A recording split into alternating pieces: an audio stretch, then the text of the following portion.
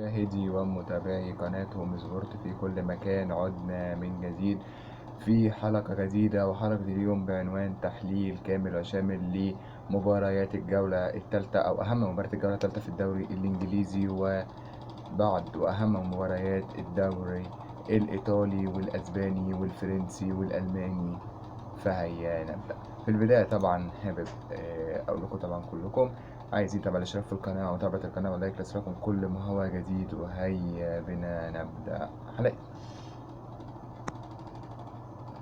في البداية طبعا في مباراة هامة وهامة جدا بين ليفربول ونيوكاسل يونايتد. ليفربول اللي بيبحث بنسبة كبيرة عن الفوز الثاني على التوالي والنقطة السابعة في الدوري الإنجليزي بعد أول تعثر له في الدوري كان أمام نادي تشيلسي الإنجليزي بنتيجة 1-1، ثم الفوز في الجولة الماضية على بورنموث زي ما توقعت إنه يقدر يفوز بثلاث أهداف، وفعلا فاز بثلاث أهداف مقابل هدف.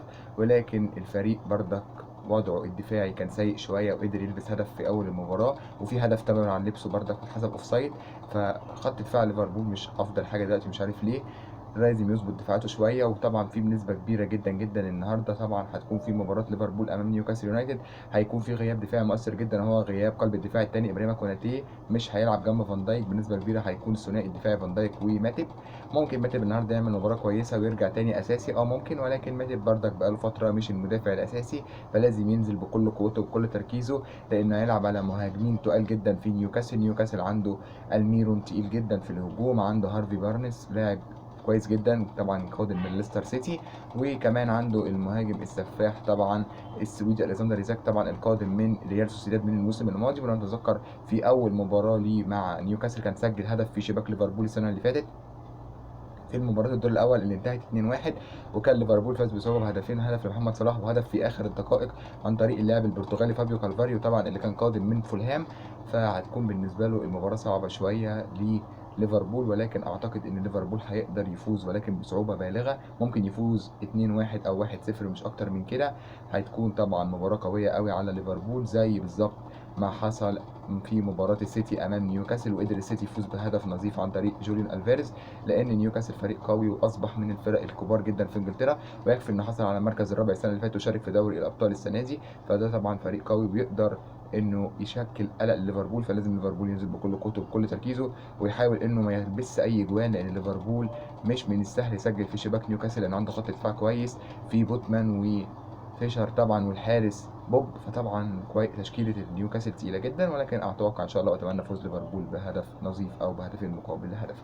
بعد كده نروح لمباراة كمان هامة جدا، مانشستر سيتي هيلاعب شيفيلد يونايتد في تمام الساعة الرابعة. مانشستر سيتي طبعا هيقدر يفوز على شيفيلد مرتاح جدا وبسكور كمان، ممكن يفوز 4 تجوان أو 5 تجوان كمان، ممكن يعمل مباراة قوية جدا.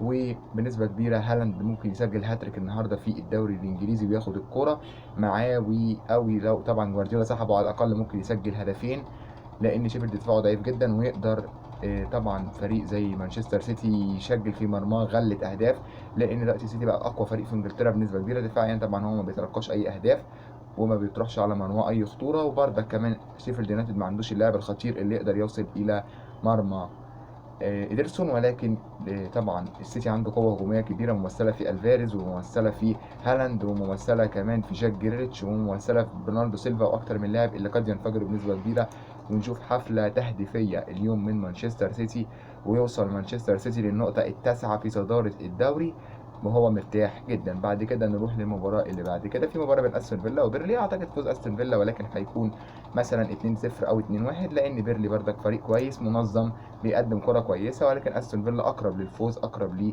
للثلاث نقاط. ولكن بيرلي هيتعب استون فيلا شوية، ممكن المباراة تنتهي بصعوبة شوية بفرق هدف مش اكتر. بعد كده خلاص يبقى كده طبعا دي اهم مباريات الدوري الانجليزي النهارده. نروح بقى نشوف الدوريات الاخرى، نشوف الدوري الذي يلي الدوري الانجليزي، نشوف الدوري الاسباني. الدوري الاسباني برشلونه عنده مباراه قويه جدا امام فياريال في تمام السادسه ونصف. برشلونه داخل المباراه دي يبحث عن الفوز الثاني له في الدوري زيه زي ليفربول، بعد ما بدا الدوري بتعادل امام ختافي تعادل سلبي، ثم الفوز في الجوله الماضيه بصعوبه بالغه جدا بهدفين على قادش. فطبعا عاوز يبحث النهارده عن الفوز الثاني طبعا هيكون المباراة صعبة شوية أمام فياريال، ولكن ممكن برشلونة يفوز بصعوبة بالغة ب1-0 أو 2-1 على فياريال، أو ممكن فياريال يقدر يتعادل مع برشلونة 1-1، ولكن برشلونة هيحاول بكل قوته إنه يفوز. ممكن فياريال ياخد بونت من برشلونة، أو ممكن، لأن فياريال فريق كويس وبرشلونة حاليا مش في أفضل أحواله، وخصوصا بعد إصابة بدري في نص الملعب بردك هتأثر جدا. ده غير طبعا إصابة رونالد أراخو في الدفاع، ده غير بعد مشاكل الفريق خصوصا بعد خروج عثمان ديمبلي، وطبعا ان مفيش لاعب بيعوضه حاليا، ففي بعض المشاكل في الفريق، ولكن يقدر برضك برشلونة يخطف هدف ويقفل الماتش على كده. وهيترتب كمان بنسبة كبيرة الفوز ده في حال عودة روبرت ليفاندوسكي لمستواه، لأن روبرت ليفاندوسكي حتى الآن ما سجلش ولا هدف في الدوري الأسباني. في المباراة الأولى أمام ختافي ما سجلش، في مباراة تانية أمام كارش ما سجلش، وأداؤه سيء جدا أمام المرمى. طبعا أداؤه لو اتحسن أمام فياريال هيفرق جدا مع برشلونة، لأنه يعتبر حاليا هو والكاي جوندوجان من أهم عناصر برشلونة في الدوري بعد إصابات كثيرة لبرشلونة زي بدري وزي رونالد أراوخو وزي رحيل عثمان ديمبلي ورحيل بوسكيتس ورحيل ألابا. فطبعا الفريق بدأ يحصل فيه شوية خلل، فلازم الفريق بعد اللعيبة تقف على رجلها شوية عشان تساعد الفريق. بعد كده طبعا نكمل المباريات. طبعا في الدوري الأسباني كمان أتلتيكو مدريد عنده مباراة غدا الاثنين أمام ريو فالكانو. أعتقد أتلتيكو مدريد هيفوز بصعوبة على ريو فالكانو، لأن ريو فالكانو فريق كويس على فكرة ومعاه 6 بونت حاليا، وفريق داخل بكل قوته من جولتين معاه 6 بونت وحافظ على الكلين شيت. ولكن أتلتيكو يقدر يفوز على طبعا فريق زي ريفر كانو. واتلتيكو بردك عنده فرقه كويسه السنه دي دفاعيا وهجوميا، بيقدم كوره جيده جدا. بعد كده نكمل طبعا، خلاص كده خلصنا عن مباراه الدوري الاسباني. نروح نبص على الدوري الايطالي طبعا والانتر النهارده. بكره طبعا الانتر عنده مباراه قويه جدا امام نادي كالياري. كالياري فريق كويس في ايطاليا، ولكن الانتر يقدر يفوز بهدفين او بثلاث اهداف ويكمل سلسله الانتصارات المتتاليه بعد ما فاز الجوله اللي فاتت بهدفين لوتارو مارتينيز. الانتر فريق كويس واقف على رجله، ما تاثرش خالص بخروج بروزوفيتش، ما تاثرش بخروج ميلان سكرينيار من الدفاع، حتى بخروج مهاجم تقيل زي روميلو لوكاكو. انا شايف ان الفريق ما تاثرش نهائي. روميلو لوكاكو طبعا هو الخسران. طبعا كلنا سمعنا احتماليه كبيره عن عوده روميلو لوكاكو لايطاليا، ولكن بنسبه كبيره هيروح روما. طبعا لوكاكو هو الخسران لان روما بردك مش في افضل احوالها، وكمان لوكاكو كان في الانتر له شعبيه قويه وكان نجم كبير وكان اساسي. ما تعرفش هيروح في روما هل هيبقى اساسي ولا لا، فيعتبر خسر كتير من عدم تكملته في الانتر. الانتر ما خسرش حاجه، الانتر جاب لعيبه كويسه، الانتر بيدي فرصه لماركوس تورام دلوقتي عامل شغل كويس جدا. لوتارو مارتينيز زي ما هو نجم وما زال نجم الفريق الاول حتى الان، ويقدر يفوز الانتر. ونابولي عنده ماتش امام ساسولو رغم قوه ساسولو، ولكن اعتقد نابولي هيفوز على ساسولو بسهوله. نابولي ما تاثرش بخروج مدافع زي كيم من جوي، والفريق كويس جدا واقف على رجله وقدر يفوز في الجوله الاولى بثلاث اهداف مقابل هدف. اعتقد ممكن يفوز بهدفين مقابل لا شيء على ساسولو. اخر المباريات في الدوري الايطالي واهم المباريات في الدوري الايطالي مباراه بين يوفنتوس وبيلونيا. اعتقد يوفنتوس هيفوز بردك على بيلونيا بهدفين مقابل هدف. يوفنتوس قدر يفوز الجوله اللي فاتت بثلاثيه على اودينيزي. يوفنتوس طبعا السنه دي يعتبر كويس في ظل انه مش هيشارك في اي بطوله غير في بطوله الدوري، لانه ممنوع منه المشاركه في البطولات الاوروبيه، وهو مش متاهل كان تقريبا لاي بطوله غير بطوله المؤتمرات. وخلاص طبعا بطوله المؤتمرات هو صدر ضده قرارات انه مش هيشارك في بطوله المؤتمرات، فبما انه حتى مش هيشارك في بطوله المؤتمرات فهيصب بقى كل تركيزه على الدوري ويقدر يجمع بنقاط. وخصوصا السنه دي الدوري الايطالي فيه منافسه قويه جدا، وكلنا شفنا الميلان دخل بقوه ازاي وقدر يحقق 6 بونت في اول جولتين وبسكورات كبيره جدا، وبوليزيتش كمان مكسر الدنيا مع الاي سي ميلان هو واوليفي جيرو.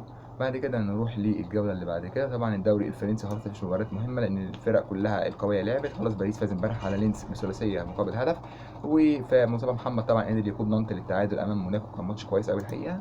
اخر المباريات طبعا واخر المباريات في الدوريات، بايرن عنده مباراه امام اوكسبيرج طبعا النهارده. اعتقد بايرن هيفوز بثنائيه او بثلاثيه. البايرن صلح كل مشاكله وخلاص بعد صفقه هاري كين، الفريق بقى من اقوى الفرق في المانيا بل في اوروبا كلها. كده طبعا عشان تكون انتهت حلقتنا في قناه هوم سبورت. في النهايه ما تنسوش في القناه متابعه القناه ولايك لاسفل كل ما هو جديد. لو عايزين طبعا نكمل في سلسله تحليل المباريات، عايزين طبعا دعم قوي على السلسله. شكرا يا شباب على المشاهده وبكره.